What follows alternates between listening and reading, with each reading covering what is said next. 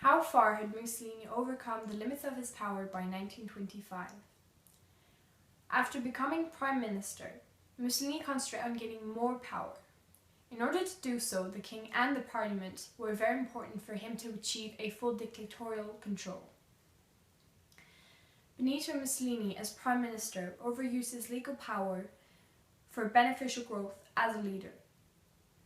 In his first years as Prime Minister, he formed a coalition government with the Nationalists, the Liberals, and 2 Catholic clerics, even though he did not want to share the power with the Liberals.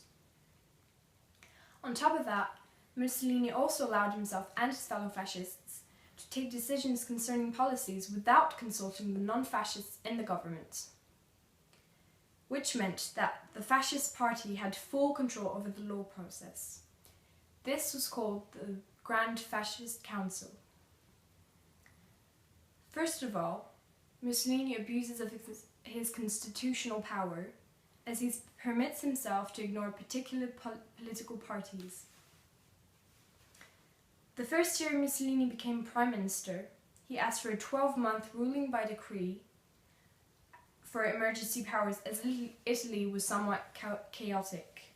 So the decree was passed by Parliament as all politicians were pressured to do so by Mussolini and his party. As a beginner in politics, Benito Mussolini learned to obtain considerate power over the first year to pursue his dictatorial wishes. Second of all, he was able to use laws to his advantage in order to get rid of normal parliamentary restraints to neglect the constitution. For example, in 1923, the Osaba law was created. This law granted access to change election results. If there was 25% of the vote for the fascist party, they would get 2/3 of the seats. The parliament voted in favour of this law, which could prove the ending of the non-fascists' career. Therefore, this shows that Mussolini could influence the parliament, endangering its own power. The pressure and intimidation targeting parliament and every threat or political opponent was a key weapon for Mussolini to force Italians and all politicians to accept his ideology and power. To ensure the intimidation, the black shirts, armed fascist thugs, were put to use, gathering in the cities around the politicians to constantly remind the people of the danger they were running from being Il Duce's opponent. For example, after Matteotti's speech, a socialist member of Parliament, condemning Mussolini in 1924, Matteotti was murdered by someone ordered by the Prime Minister. This murder also proved that Mussolini did not have complete control of the Italians, as many were angry and complained this organized murder. Those opponents were taken care of as the Prime Minister could now notice them. This murder also highlights the notion of freedom to kill and eliminating all boundaries associated with the law for Mussolini. The king had the power to stop Mussolini and dismiss him for the illegal act of killing and ordering to do so, but unfortunately he did not. The king feared so much the spread of communism, he preferred Mussolini to the socialists. So the king gave power and credibility to Mussolini, as when the cabinet was created, it was composed of 4 fascists and 10 non-fascists. Benito Mussolini, also known as Il Duce, also earned the royal support. For example, when the left-wingers protesting against Matteotti's murder asked for the king's dismissal of Mussolini as Prime Minister, he refused, as the protesters were from the left.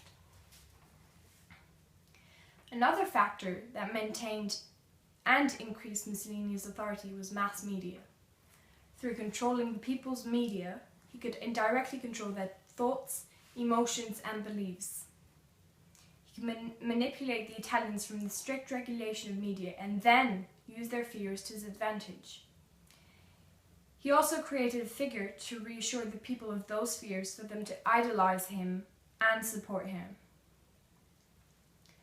One of his propaganda shows an image against Bolshevism.